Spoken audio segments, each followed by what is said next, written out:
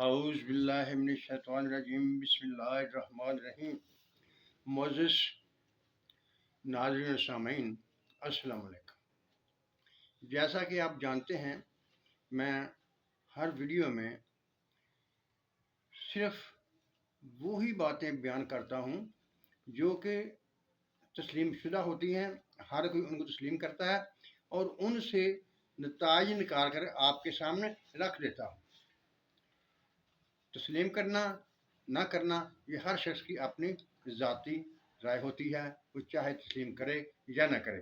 لیکن آج کی ویڈیو میں قرآن شریف کی آیت مبارکہ سورۃ آل عمران کی آیت نمبر 81 ہے، اس پر پہلے میں آپ کے سامنے اسے پڑھوں گا اور پھر اس کا ترجمہ کروں گا اور چند باتیں اس کے بارے میں آپ کے سامنے رکھوں گا۔ اعوذ باللہ من الشیطان الرجیم